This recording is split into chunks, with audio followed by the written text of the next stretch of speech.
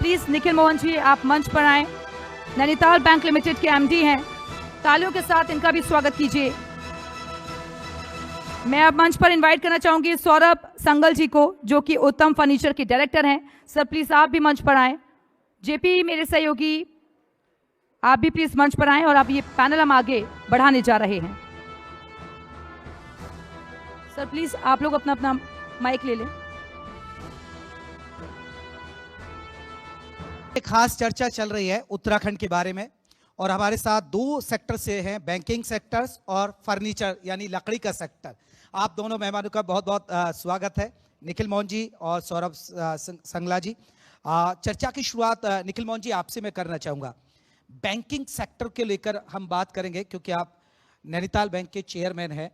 और sir banking sectors को आप कैसे देख रहे हैं और उसका भविष्य क्या देखते हैं? बैंकिंग सेक्टर्स में आने वाले दिनों में बूम देखते हैं या आपको लग रहा है कि अभी बहुत स्थितियां करवटें बदल रही हैं? नहीं, सबसे पहले तो आपका धन्यवाद यहाँ बुलाने के लिए। और बैंकिंग सेक्टर बेसिकली एक एवर इवॉल्विंग सेक्टर है। हर दिन इसमें नए नए चीज़ें, नई नई प्रोडक्ट्स, नए नए प्रोसेसेस शुरू हो रहे हैं। और जैसे जैसे चूँकि हमारा इकोनॉमी इतना डायनेमिक है और उस डायनामिज्म के साथ अगर हम बैंकिंग सेक्टर को अलाइन नहीं करेंगे तो निश्चित रूप से इस सेक्टर को नुकसान होगा। और जैसा कि आपको पता है, बैंकिंग सेक्टर किसी भी अर्थव्यवस्था की रीढ़ होती है। अगर इसको हम रेलिवेंट नहीं रखेंगे तो पूरी अर्थव्यवस्था को इससे नुकसान होगा। और इसीलिए मैं हमेशा कहता हूँ कि चार्ल्स डार्विन ने जो आज से लगभग 150 साल पहले जो थ्योरी दिया था सर्वाइवल ऑफ द फिटेस्ट का, वो शायद उस समय उतना रेलिवेंट नहीं था जितना आज है। आज वही सर्वाइव करेगा जो रेलिवेंट रहेगा। सौरभ जी मेरा नेक्स्ट सवाल आपसे ही है। उत्तम फर्नीचर के आप डायरेक्टर हैं। उत्तम मींस बेस्ट, तो ये बेस्ट आपका फर्नीचर कैसे बाकी अन्य कंपनियों की तुलना में? सबसे पहले तो मैं आप सभी का धन्यवाद करना चाहूँगा कि आपने इस प्रोग्राम का हमें हिस्सा बनने का मौका दिया। उत्तम फर्नीचर हमारा मोल्डेड फर्नीचर है और ये हमारी factory Secunderabad district Bulandshahr UP में है। आज आपने हमें यहाँ उत्तराखंड आने का मौका दिया, इसके लिए बहुत बहुत धन्यवाद। उत्तम हमारा ब्रांड है, हम मोल्डेड फर्नीचर बनाते हैं। इसमें हम हर तरह का प्लास्टिक का फर्नीचर रीप्रोसेस दाने से, फ्रेश दाने से, और जो भी आप ये देखते हैं जैसे भारत सरकार का भी एक प्रोग्राम चल रहा है स्वच्छ भारत अभियान। इसमें जो भी प्लास्टिक आप बाहर निकालते हैं अपने घरों से, उसको हम रिसाइकल करके फर्नीचर बनाते हैं इसका। तो ये रीप्रोसेस दाने से बनता है। इससे क्या होता है, जो वेस्ट प्लास्टिक है वो भी यूज में आ जाती है फर्नीचर के रूप में। और इसकी क्वालिटी कंट्रोल के लिए हमने जो मानक निर्धारित किए हैं उसके आधार पर हम अपना बेस्ट से बेस्ट फर्नीचर बनाने का कोशिश करते हैं। सौरभ जी आपने खासियत बताई कि आप क्या इस्तेमाल करते हैं। ये तो अच्छी बात है कि आप ये इन चीज़ों का इस्तेमाल करते हैं, लेकिन आपका उत्तम फर्नीचर क्यों चुने? उत्तम फर्नीचर में क्या खास है? क्योंकि सबकी नज़रें अपने घर का इंटीरियर, अगर वो फर्नीचर का काम कराना चाहता है या कुछ ऐसी चीज़ें करना चाहता है, हर कोई नया घर बनाता है तो उसकी नज़र यही होती है। तो क्या खास है बाकी फर्नीचर कंपनियों के मुकाबले? आप क्या बेहतर दे सकते हैं लोगों को? देखिए, किसी भी इंडस्ट्री को यदि बाजार में टिके रहना है, उसको बाजार की आवश्यकता के हिसाब से अपने आप को मोल्ड करना पड़ता है। हम अपने फर्नीचर में बाजार की रिक्वायरमेंट को समझ के आज जो हम नए मॉडल लाते हैं, नए कलर जो पसंद किए, आज से आप देखेंगे 5 साल पहले कुछ और कलर थे, आज बाजार को कुछ और कलर चाहिए। तो बाजार की आवश्यकता को समझते हुए नए कलर, नए डिजाइन, क्वालिटी कंट्रोल, ड्यूरेबिलिटी, इन सब मानकों का ध्यान रखते हुए हम फर्नीचर तैयार करते हैं और बाजार की आवश्यकता को पूरा करते हैं। बिल्कुल, और क्वालिटी पर लोग फोकस भी करते हैं और इसी वजह से आपके ब्रांड को लोग चुन भी रहे हैं, ये अच्छी बात है। निखिल जी मेरा अगला सवाल आपसे है। उत्तराखंड के विकास को लेकर नैनीताल बैंक का कंट्रीब्यूशन अब तक का किस तरीके से रहा है? देखिए, जैसा कि आपको पता है कि नैनीताल बैंक उत्तराखंड का एकमात्र शेड्यूल कमर्शियल बैंक है और 1922 में इसकी स्थापना पंडित गोविंद बल्लभ पंत जी ने की थी। तो लगभग 102 वर्षों से ये बैंक इस क्षेत्र में और इस राज्य में विकास की विभिन्न गतिविधियों में प्रत्यक्ष या परोक्ष रूप से शामिल है। और इस प्रदेश की विकास यात्रा में निश्चित रूप से इस बैंक का बहुत अहम भूमिका रही है और आगे भी रहेगी। ये इस चीज़ में कोई दो राय नहीं है। आज की तारीख में मैं ये कह सकता हूँ, चूँकि ये बैंक न सिर्फ उत्तराखंड में बल्कि इसके अलावा 4 और भी राज्यों में इसकी शाखाएं हैं, जिसके माध्यम से हम अपने ग्राहकों को विभिन्न बैंकिंग सेवाएं दे रहे हैं। उत्तराखंड में विशेष रूप से मैं ये कहना चाहता हूँ, चूँकि एक तो हम डायरेक्ट रिक्रूटमेंट के थ्रू जो हम रोज़गार दे रहे हैं यहाँ के युवाओं को, एक वो हमारा डायरेक्ट कंट्रीब्यूशन है इस प्रदेश के विकास के लिए।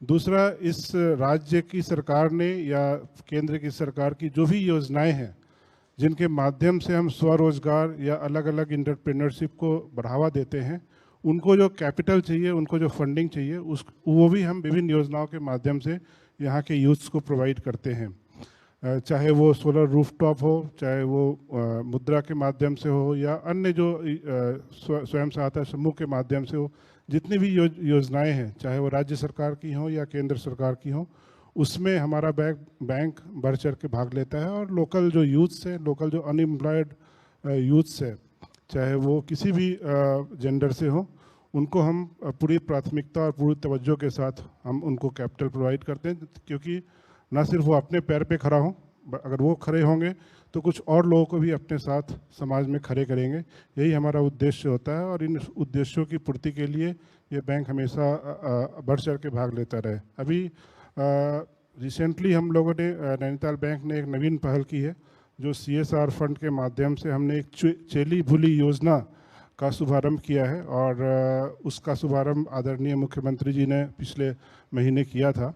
मैं आभारी हूँ उनका कि उन्होंने अपने निवास पर मुझे आमंत्रित करके उस योजना का शुभारंभ कराया, जिसके माध्यम से हम गढ़वाल और कुमायूं दोनों क्षेत्रों में 5-5 सरकारी स्कूलों का हमने चयन किया है और उन गरीब बच्चियों को जो आर्थिक रूप से कमज़ोर हैं लेकिन पढ़ने में बहुत अच्छी हैं जी, उनको बैंक 9वीं, 10वीं, 11वीं और 12वीं 4 साल तक छात्रवृत्ति देगा, ताकि न सिर्फ वो पढ़ती रहें, पढ़ने के प्रति उनका एक लगाव रहे, बल्कि एक फाइनेंशियल उनको सपोर्ट हो, ताकि उनकी जो अंदर जो स्किल है, जो पढ़ने की क्षमता है, उसको और भी वो निखार पाएँ।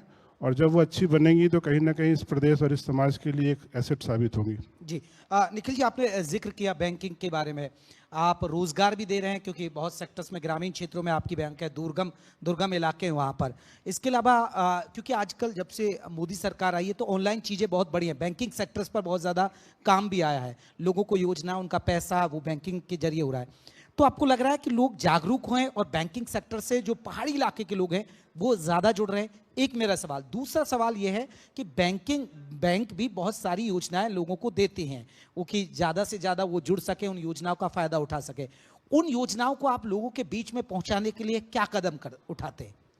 देखिए, 2 प्रश्न था आपका। पहले जो ऑनलाइन या जो हम तकनीक के माध्यम से जो बैंकिंग सेवाएं दे रहे हैं, इसके अच्छे परिणाम भी हैं, लेकिन इसमें सतर्क रहने की भी ज़रूरत है। अच्छे परिणाम ये हैं कि आपको घर बैठे बहुत सारी बैंकिंग सुविधाएं मिलती हैं और वो हमारा बैंक भी दे रहा है। दूसरी जो सतर्क रहने की बात मैंने की, आपने देखा होगा रिसेंट पास्ट में जिस तरह के साइबर क्राइम्स या साइबर फ्रॉड्स हो रहे हैं, ये कहीं ना कहीं लोगों के बीच अभी भी उतनी जागरूकता टेक्नोलॉजी को लेकर नहीं है, जिसकी वजह से वो अपने क्रेडेंशियल शेयर करते हैं और कहीं ना कहीं वो धोखा खा जाते हैं। तो न सिर्फ इसका लाभ है, इसके ये एक बहुत बड़ा चैलेंज भी है आने वाले समय में, न सिर्फ बैंकिंग सेक्टर के लिए बल्कि समाज के उन वर्ग के लिए जो तकनीकी रूप से अभी भी उतने सक्षम नहीं है जितना सक्षम बैंकिंग सेक्टर है। तो ये एक तरह से अपॉर्चुनिटी भी है, लेकिन साथ साथ एक चैलेंज भी है और अवेयरनेस की बहुत ज़रूरत है लोगों में। हर बैंक इसके लिए काम कर रहा है और हमारा बैंक भी बीच बीच में अलग अलग प्रचार माध्यमों से, ईमेल से, SMS से हम लोग भी अपने कस्टमर्स को जागरूक करते हैं कि इस तरह के किसी भी फर्जी ईमेल या फर्जी कॉल्स या फर्जी क्रेडेंशियल शेयरिंग के जो ऑफर्स हैं या बहुत जल्दी अमीर बनने का जो एक ऑफ़र होता है उसमें ना पड़े। आप अपने बैंक को पहचानें और बैंकिंग सेवाओं में पूरी सतर्कता के साथ भागीदारी करें। दूसरी बात कि मैं विशेष रूप से नैनीताल बैंक की बात करूंगा कि आज हर बैंक डिजिटल की तरफ भाग रहा है, हर बैंक ज़्यादा से ज़्यादा डिजिटल होता जा रहा है, बट हमारा बैंक और हमारी टीम आज भी डिजिटल के साथ फिजिकल के कॉन्सेप्ट पे काम कर रहा है। डिजिटल विथ फिजिकल हमारा नारा है, क्योंकि एक डिजिटल एक्टिविटी में अगर आप पार्टिसिपेट करते हैं, मैं मानता हूं कि आप उस बैंक के लिए या उस संस्था के लिए एक यूनिट बन के रह जाते हैं। एक व्यक्ति के रूप में आपकी पहचान खत्म होती जा रही है जैसे जैसे आप डिजिटल प्लेटफॉर्म पे जा रहे हैं। हमारे बैंक का ये प्रयास होता है कि जब आप हमारे शाखाओं में आए, आपकी पहचान एक व्यक्ति के रूप में पहले हो और तकनीक के माध्यम से हम सिर्फ आपको सेवा दें। इसीलिए हम डिजिटल विथ फिजिकल के कॉन्सेप्ट पे काम कर रहे हैं और यही हमारे बैंक का मूल मंत्र है। दूसरा प्रश्न आपने किया था कि हम कैसे अपनी योजनाओं को लोगों तक पहुंचाते हैं। आपको पता है आज सोशल मीडिया बहुत ही स्ट्रांग है और लगभग हर गांव में, दूर दराज क्षेत्र में सबके पास मोबाइल, SMS, व्हाट्सएप, फिर लिंक्डइन और बहुत सारे ऐसे माध्यम हैं जिनके माध्यम से हम अपनी योजनाओं को या अपने बैंक के जो सेवाएं हैं उसको लोगों तक पहुंचाते हैं और ये हर बैंक कर रहा है। हम लोग भी उस दिशा में प्रयासरत हैं और उत्तराखंड में विशेष रूप से, चाहे कोई भी क्षेत्र हो, शायद ही कोई ऐसा सुदूर का क्षेत्र होगा जहां नैनीताल बैंक की शाखा नहीं है और उस शाखा के माध्यम से हम लोगों को बैंकिंग सेवाएं प्रदान नहीं कर रहे हैं। सौरभ जी, मेरा नेक्स्ट सवाल आपसे है, क्योंकि कहा यह जाता है कि बिजनेस वही इंसान कर सकता है जिसे रिस्क लेना आता हो, और दूसरा ये जो कि कस्टमर को कन्विंस कर सके अपने प्रोडक्ट को बेचने के लिए। तो एक सीए से इंडस्ट्रियलिस्ट तक का सफर आपने कैसे ठीक किया और क्या चैलेंजेस आपने फेस किए इस दौरान? ये बड़ा अच्छा सवाल पूछा आपने। एक चार्टर्ड अकाउंटेंट जो होता है ना, वो बहुत ही फ्लेक्सिबल होता है। चार्टर्ड अकाउंटेंट, यदि आप आज ओवरऑल देखें, जितनी भी बड़ी इंडस्ट्रियां हैं, सबको कहीं ना कहीं टॉप मैनेजमेंट में आपको चार्टर्ड अकाउंटेंट बैठे मिल जाएंगे। और जॉब सिर्फ एक व्यक्ति करता है, और जब आप बिजनेस में आते हो तो आप जॉब क्रिएट करते हो, you are the job provider. तो आप खुद तो एंगेज हो ही रहे हो, साथ ही साथ आप दूसरों को भी एंगेज कर रहे हो। तो जब हम पढ़ाई करते थे तो हम यही सोचते थे कि कैसे हम दूसरों, मतलब जॉब ना करनी पड़े जीवन में, कैसे हम दूसरों को जॉब दें। तो उसका एक ही माध्यम है कि आपको बिजनेस करना होगा, और बिजनेस में रिस्क तो है ही, इसमें कोई संदेह नहीं है। तो चार्टर्ड अकाउंटेंट एक फ्लेक्सिबल होता है, वो किसी भी इंडस्ट्री में फिट हो जाता है। यदि आप देखेंगे हमारा भी जो कोर्स है चार्टर्ड अकाउंटेंसी, वो एक कॉमन कोर्स होता है, लेकिन हर इंडस्ट्री का अपना सिनेरियो, उसके मापदंड, उसका काम करने का स्टाइल सब अलग अलग होता है। तो उसी चीज़ को माइंड में रखते हुए मैंने 2019 में इस फैक्ट्री की शुरुआत की थी, और आज 2024 में लगभग 5 साल हमें हो गए अपनी फैक्ट्री को चलाते हुए, और बाकी तो सब साथ चल ही रहा है। सौरभ जी, एक ब्रांड आपने बनाई उत्तम फर्नीचर, लेकिन इस ब्रांड उत्तम फर्नीचर को कितनी ऊंचाइयों तक ले जाने का सपना देखा है? क्योंकि हर इंसान का एक सपना होता है और हर इंसान का एक विजन होकर लेकर चलता है कि ये मेरा विजन है। देखिए, मैं इसको पूरे ऑल ओवर इंडिया ले जाना चाहता हूँ, और इंडिया ही नहीं, आज भारत एक्सपोर्ट के मामले में बहुत अच्छा काम कर रहा है। तो मैं भी चाहूँगा कि कल को उत्तम फर्नीचर जो है विदेशों में भी जाए और एक्सपोर्ट करें हम, और अपने भारत को एक नई दिशा दें, और बाहर की करेंसी देश में लेके आए, न कि देश की करेंसी बाहर जाए। तो मैं तो यही चाहूँगा कि पूरे ऑल ओवर इंडिया के साथ साथ हम इसको एक्सपोर्ट भी करें। ये फर्नीचर की लाइन भी एक चैलेंजिंग वाली लाइन है, तो इसको कैसे आप कर रहे हैं? क्योंकि चीज़ें लाना, मैनेज करना, वहाँ से लाना, वो चीज़ों को, उसमें भी क्वालिटी का बहुत मायने रखता है। एक ग्राहक भी क्वालिटी करता है, वो भरोसा कैसे जगा रहे ग्राहकों के बीच? देखिए, ये कॉन्टिन्यूअस प्रोसेस है। परिपूर्णता या परिपक्वता कभी नहीं आती जिंदगी में, ये एक लर्निंग प्रोसेस है। जैसे जैसे हम आगे बढ़ते हैं, वैसे वैसे हमें बाजार में कुछ ना कुछ नया सीखने को मिलता है। आज जब हमने अपनी जर्नी की शुरुआत करी तो कुछ सेलेक्टिव मॉडल और सेलेक्टिव कलर के साथ शुरुआत की थी। जैसे जैसे बाजार में आवश्यकताएं बढ़ती गई, वैसे वैसे हमारे भी कदम बढ़ते चले गए, और बाजार की आवश्यकता को देखते हुए नई नई मॉडल, नए नए कलर, नई आवश्यकताओं को समझते हुए आप उसको पूर्ति करते जाइए और आगे बढ़ते जाइए। बाकी सफलता का कोई एक ऐसा रॉकेट साइंस नहीं है कि आप कोई माला जपेंगे और सफलता मिल जाएगी। ये तो कॉन्टिन्यूअस प्रोसेस है, हमें भी सीखना है और बाजार को समझना है। बिल्कुल। आपने प्लास्टिक फर्नीचर का जिक्र किया कि आप रिसाइकिल करते हैं, तो ये दिमाग में कहाँ से आया? या वो ये कि एक सीए माइंडेड होता है कि चलिए हम कुछ अलग करते हैं? आप कह सकते हैं ये भी। इसमें देखिए क्या है, भारत सरकार का भी आज देखो, मैं ये समझता हूँ 2 इनोवेशन प्रगति की राह में हमने गलत कर दी है। एक तो न्यूक्लियर बम और एक प्लास्टिक, दोनों ही मानव जाति के लिए थ्रेट्स हैं। बिल्कुल। इसको हम कैसे ऑप्टिमाइज कर सकते हैं और कैसे इन चीजों से विनाश की ओर ये धरती ना जाए, विनाश की ओर हम ना बढ़े, इसको कैसे रोक सकते हैं? तो प्लास्टिक का तो एक ही है कि आप उसको रिसाइकल करते जाइए, क्योंकि यदि हम आज प्लास्टिक का फर्नीचर बाजार में ना होता और फर्नीचर की रिक्वायरमेंट पूरी करता आपकी वुडन, तो हम एक लिमिट से ज़्यादा जंगल भी नहीं काट सकते, वो तो हमारी लाइफ लाइन है। तो अब फर्नीचर की आवश्यकता को पूरी कैसे करेंगे? इसका सब्स्टिट्यूट क्या होगा? तो सब्स्टिट्यूट बचता है प्लास्टिक। लेकिन बस हम ये ध्यान रखें, ये प्लास्टिक का जो फर्नीचर है या प्लास्टिक का कोई भी प्रोडक्ट है, वो हमारे एनवायरनमेंट को दूषित ना करे। जैसे सरकार भी बार बार बोलती है कि सिंगल यूज प्लास्टिक बैन होनी चाहिए, हम भी मानते हैं सिंगल यूज बैन होनी चाहिए, लेकिन जो हमारा प्लास्टिक का फर्नीचर है ये रिसाइकलेबल होता है, मल्टीपल टाइम रिसाइकल कर सकते हैं आप इसको। तो एनवायरनमेंट के हिसाब से भी देखा जाए तो वही सेफली है ये, और इसको कॉन्टिन्यूसली हम यूज कर सकते हैं, लंबे समय के लिए यूज कर सकते हैं। वुडन से ज़्यादा इसकी लाइफ होती है, तो उसी नहीं चीज़ मान का लेते गए हैं। सर, सीए साहब है, माइंड है आप में कि पर्यावरण भी बचाना है और अर्निंग भी करनी है, यानी ठीक किया आपने।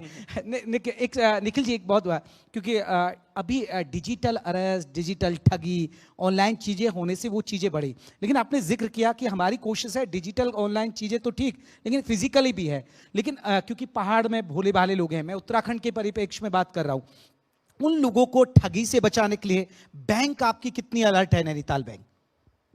जैसा कि मैंने कहा कि नियमित रूप से उनको शिक्षित करते रहना, यही एकमात्र माध्यम है जिसके तहत हम उनको उन ठगी से बचा सकते हैं।